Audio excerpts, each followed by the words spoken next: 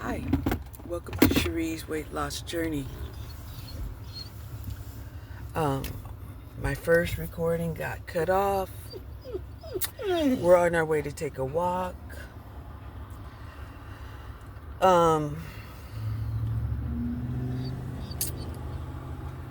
Part of my downloads today has been about curse breakers. Curse breakers are the ones who have to stand strong against adversity, against the travesties of injustices where people are being violated and people suffer inequity.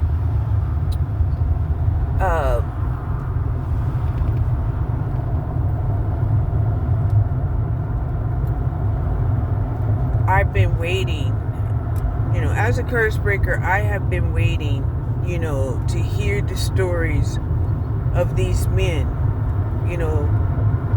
We don't need you just to be healed just barely enough to say, oh, I was molested, right? We need to know the details, right? We need to know the details so that we can deprogram you from feeling like you've been branded into the alphabet community. Okay?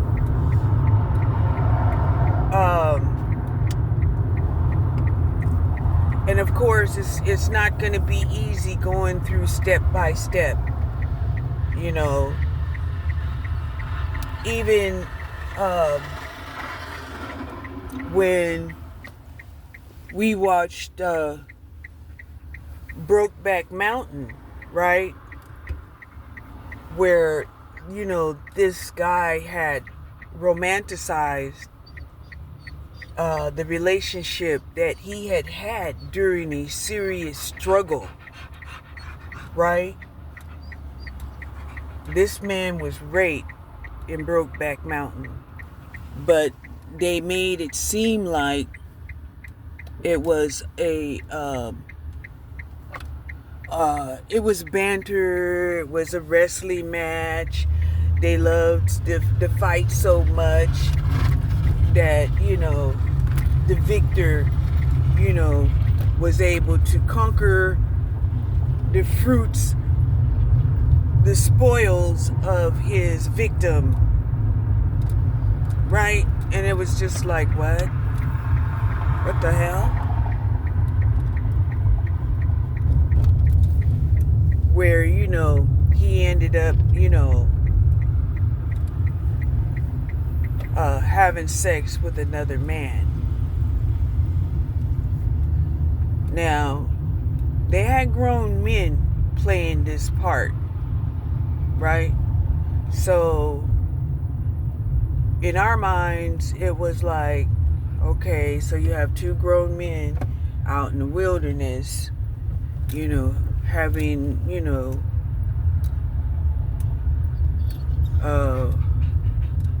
weird experiences with each other, and unnatural love for one another. Okay. So that was one film that,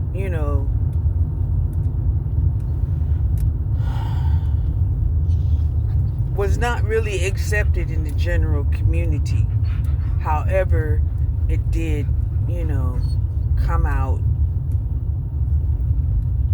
and was aired, publicly, in our society. This is not the way I wanted to go. It is not. I wanted to walk somewhere else.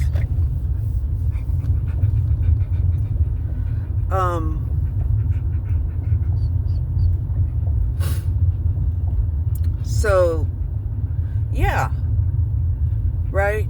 And I'm thinking to myself, right, how did we get such a huge population, right? And these men have to understand that they have to say more than just I was molested.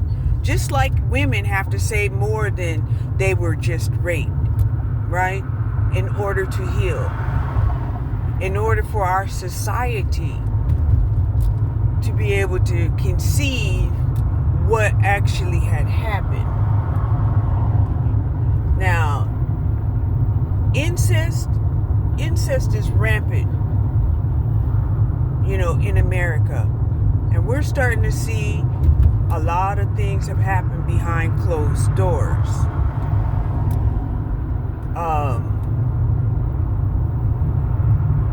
Yeah.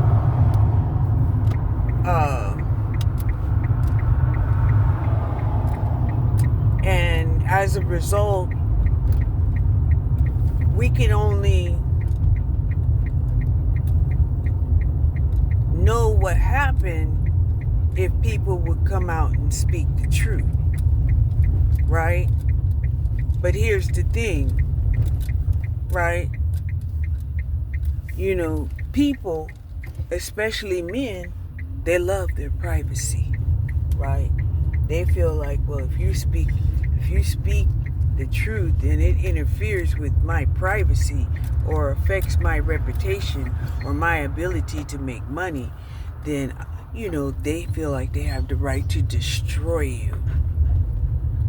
And it's like, what? Yeah. This is how they feel, right? Because they've confabulated their reality with all of their wants and desires. So,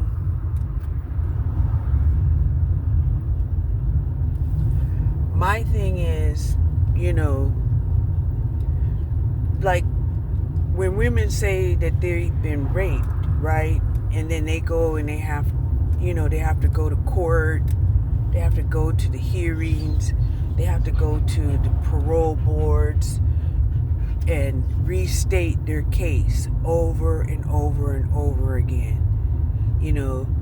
I just can't understand, why, we don't see this brave conduct, amongst men, right? And how they would cower and say, oh, but, if I say anything, then, I'll lose my job. And it's like, you may lose your job, but if you save our society by telling the truth, right? By getting a predator, off of the streets, right? Because you can best believe, just like in this video that I watched yesterday, where this man was doing incest, this man, even though he was being, watched by the FBI, even if they knew what he was doing, they had to build up evidence that they can submit into court, and also have people that would testify against him. And they weren't going to get that. They weren't, right? And even the son that got, molested, right? They had to say in a gentle way to the son that, okay, we're going to choose our words carefully, and we're not going to say that he SA'd you, right? That you weren't violated. We'll just say he had sex with you. And so this was one way that, he was able to actually, wrap his mind around accepting that he was, violated. Because if, you had used the actual words, it would have crushed him, right? It would have crushed him. He was already fragile. And if he thought that, he was, truly violated, he just couldn't handle it, right? And he had taken a position of martyrdom, right? Like, oh, okay, I took a hit for the family, but the family needs him to provide, and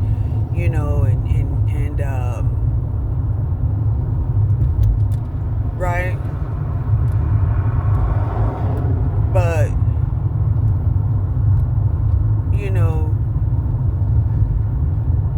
once you learn that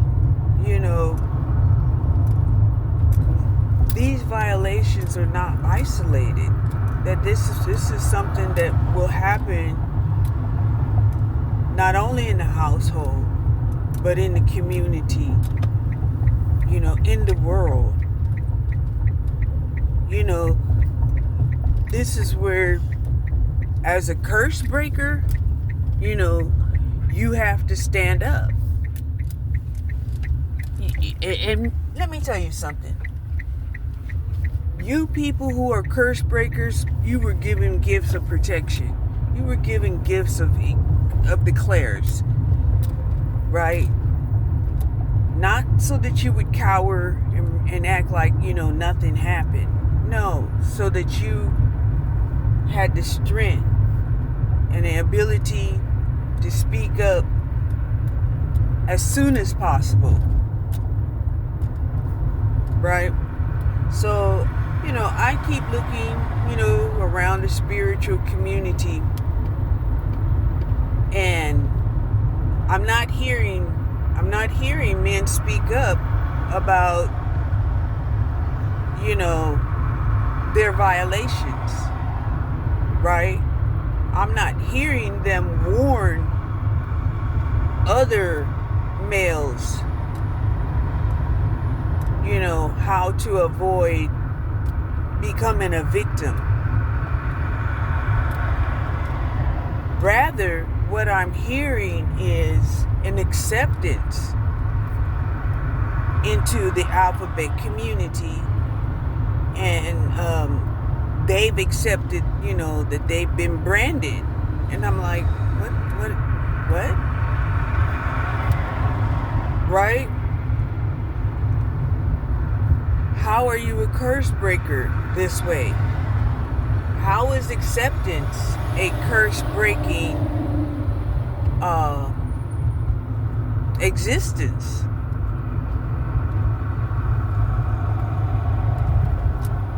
Now, if you don't have the ability to actually speak about what happened to you, then maybe you should try writing about it. Maybe you should try, utilizing your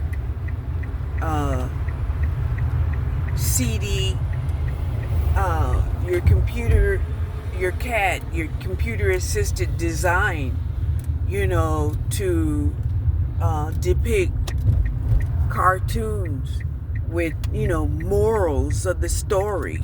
The moral of the story was, right?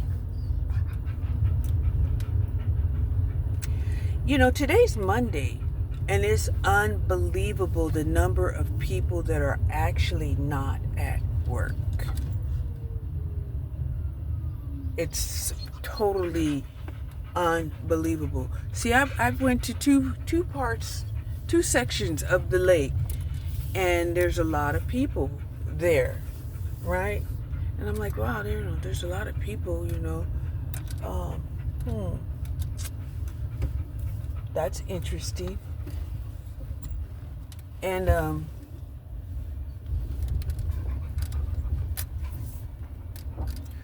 now I'm at a third, and there's still quite a few people out here.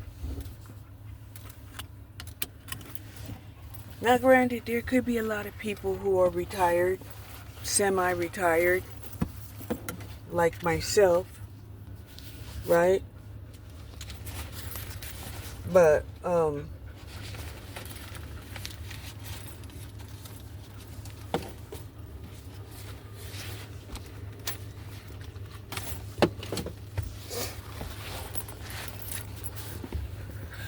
and another thing that I wanted to talk about was the attacks that I feel at work, right? We have some very chauvinistic, misogynistic men that work in these warehouses.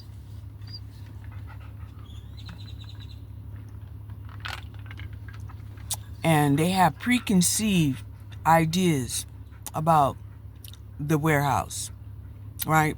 They kind of feel like that's their territory. That's their area, right? Most of the people that work in these warehouses, they're not educated, right? Even though the company offers them education benefits.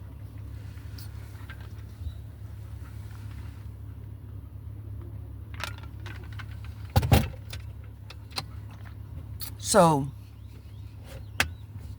when I come in there, and they're looking at me and they want to flex upon me, okay?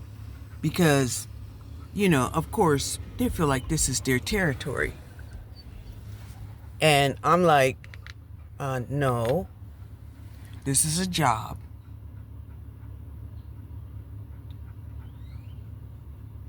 If you want some territory, they have things that you can do to have your territory, which is buy a piece of property and then make that territory your territory.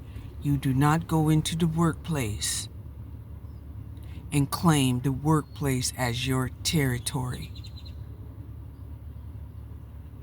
And then you'll have these men that will conspire with each other and saying, yeah, this is our territory. This is our stomping ground. Matter of fact, if we allow any women in here, we want to be able to have our will with these women. And of course, they're not going to have their will with me. And they're like, well, why would we? You're old. And I'm like, exactly. And I'm not dumb. And I'm not weak. When I come around, it's a warning. And they're like, what? How you old ass gonna warn us about anything? We'll get rid of you. We'll do this, that, and the third. We'll sabotage you. We ain't got to worry about you, right? Matter of fact, they probably got you over there in some, lame ass job that, we could be working instead of you, right? But anyway, yesterday, they put me on full display down on the first floor, and people were watching me work, and I know they were in awe. They were surprised. They were like, oh my God, this is a machine. Yeah. That's what they wanted to believe. I wasn't human. They wanted to project their inhumane ways upon me, where I am a human and they're actually the animals. So,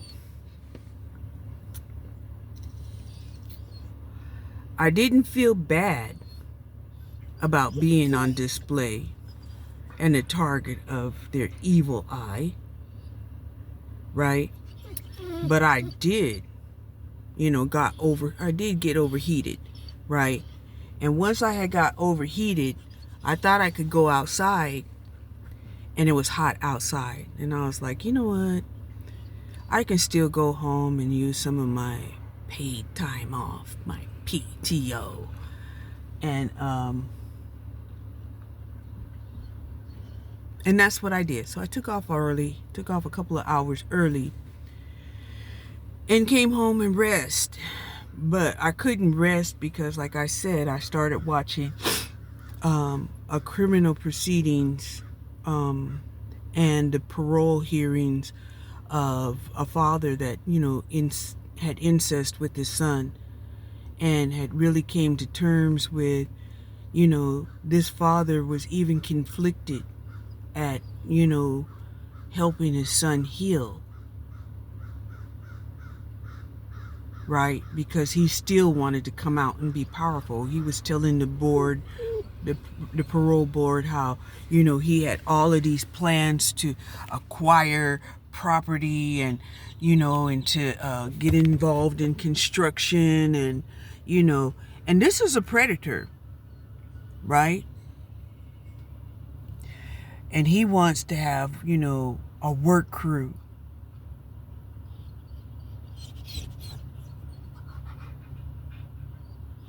And he's going to be out, I think, in December of this year, having, completed the full term.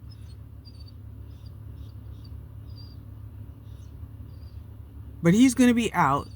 He was able to study while in prison, and his goal is to come out and finagle, support,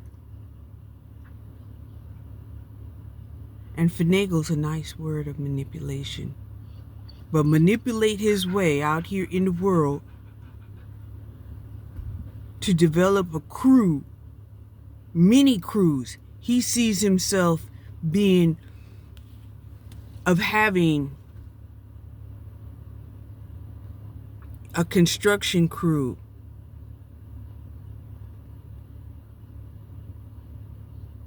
a real estate crew. He's targeting the fabric of life when he comes out this time. Okay? He did a lot of damage and he didn't target the fabric of life, right? What's the fabric of life? What are you talking about? Real estate, communities, right? He's like, this time he's not going to just venture in the swamps. He's moving into the city for real. So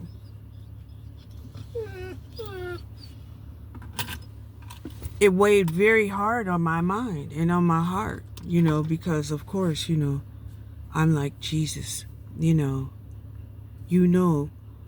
it takes 2 decades to raise a child, right? And this guy was swooping in on these children when they were 12, 13, 14. Okay? And even if he comes out as a handyman, right? He's still going to be in somebody else's home, right? So, as curse breakers, this is something that we're going to have to understand, right? Because our lawmakers, they didn't prosecute, to the full extent of the law. And even when they prosecuted to the full extent of the law, right, they put in a back door that says, yeah, but you can be paroled at any time. I have watched videos where people were paroled within 10 months of given a life sentence. Let that sink in. So this is one of the reasons why, people feel defeated, against the system, right? And we're like, Shirley, hey, Shirley. No, we're thinking that, let's be real, you're not going to let, somebody bamboozle you just because they put on a representation of being a good person, right? I watched 4 videos of men who were convicted, and the only reason why they were convicted was because they actually admitted to the crime, right? Because we can't prove what happens behind closed doors. We just can't. And men like it that way.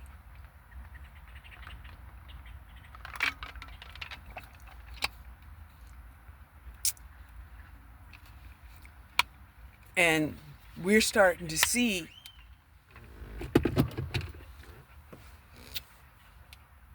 that we have to sometimes learn to be self-sufficient. Because when we say, well, no, we need this man in order to survive. We need this man to provide us, housing, income, sustenance, right? That we end up, literally, you know, allowing a monster in our community. Why do I say that? Just like I said, the mother was sitting up there saying, this man needs to be released, so because we need this income. There was another man who was like, well, I have $60,000 in child support that I owe, and I just want to get back out in the community so that, I can start, becoming a productive person and healing with my family. And then they had to tell them, because they have a total disregard to what happened in the court. Many of them, you will see them when they're being prosecuted, they zone out. They don't even hear the hearing. They don't hear the judgment against them. Half of them, they think all they want is a good light sentence and to be able to get back out, and keep doing what they've been doing. Right? They don't hear the part where, no, you're not to have no contact with her, him,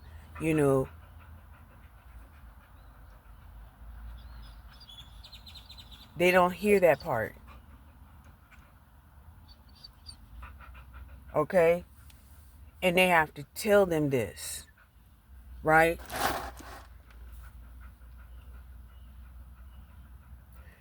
And I know the majority of us who are still human, right? Meaning that we have feelings, we're empathetic, we're intelligent, we hear, we don't zone out. Anyway, that was one part of my message. And I'm going to go out here and take a beautiful walk with my dog. Right.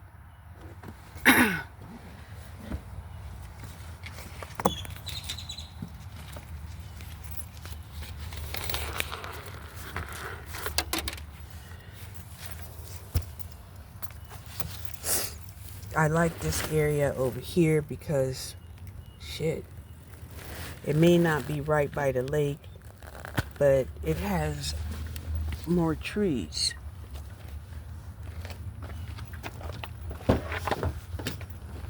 Hold on, baby. Hold up.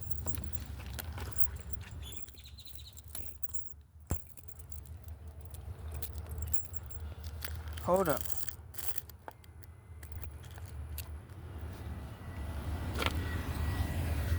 You ready for the walk? Hold up.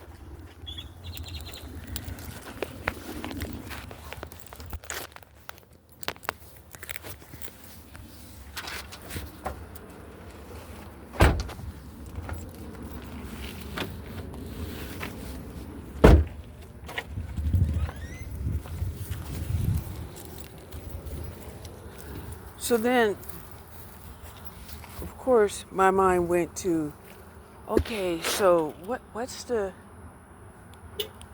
reasoning? What is the reasoning? Right? And the reasoning was that they wanted to act like their importance in the world was more important than the acts of violation that they committed upon their victims, right? And I'm like, okay, so we coddle the perpetrators, right? We abandon the victims because the victims are the ones that are feeling ashamed. The victims are the ones that, are being told you were at the wrong place at the wrong time. The victims are the ones, suffering with, why did it, why am I not able to stand up against Goliath, right? They have to then suffer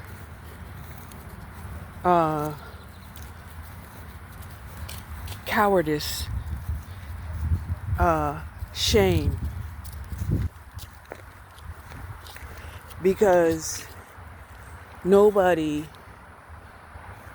is there to tell them you weren't wrong and be strong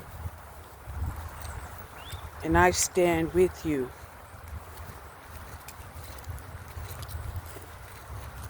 Right? And of course, there's going to be propaganda. Oh, that's just another way of, allowing people to witch hunt, a great man, right? And then, we keep telling these great men, look, you have to stop acting like you're great, but everything you do is proprietary and a need-to-know basis. And then, on the other hand, we have all these people who are like, they can't say anything. Right? So, I walked away with the notion that, we need to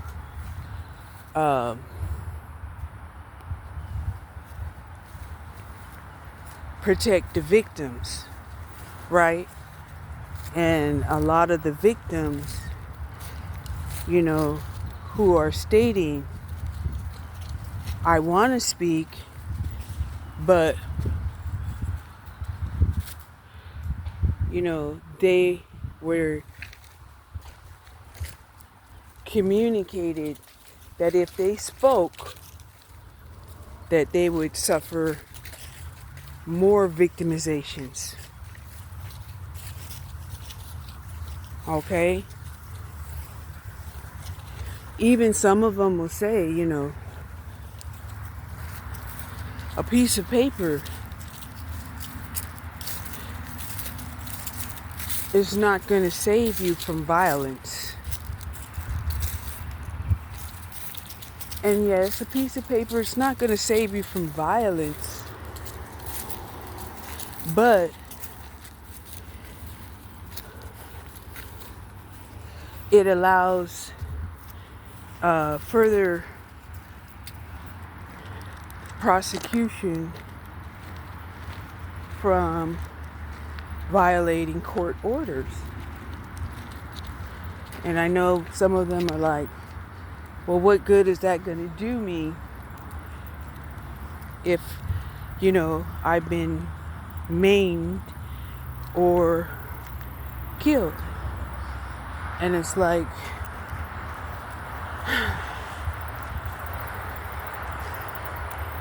you kind of have to tell them, look, if you're going to take one forces, if you're going to have to take one, if you're going to have to take a hit, you know, at least let it be a hit for justice, not a hit to feed the beast of corruption, right? Kind of reminds me of that movie Mahogany, which, you know, a lot of people got lost in the story,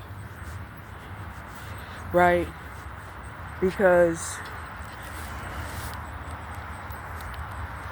you know, it was multifaceted in that here, you know, there was a woman that wanted to have a career, and her career involved, you know, being a brand face, the face of a brand of very wealthy men. And at the time,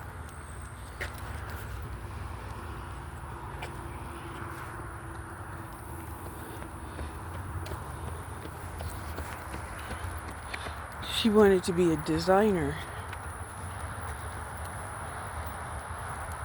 And so she thought that, you know, she was taking, you know, appropriate steps and had lucked upon, you know, people loving her designs. And she was beautiful enough to actually model her clothes. Her designs, other people's designs. And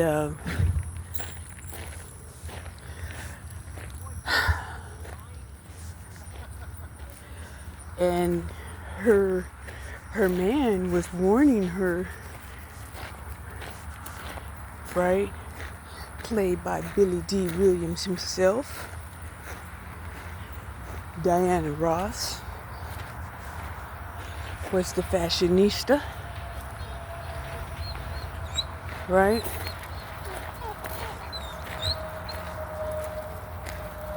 And interesting enough, even in this arena, you know, of fashion, right? Women have complained for centuries, you know, how is it that we have men telling us what we should wear and what we shouldn't wear? And how are they controlling the industry? And they're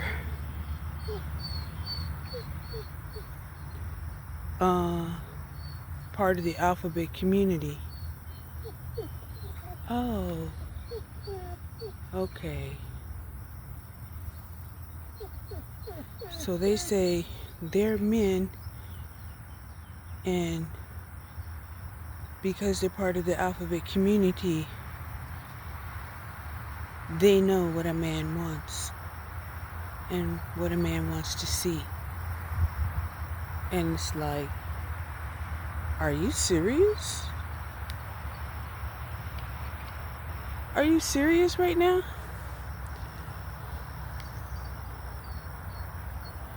And yes, they are serious.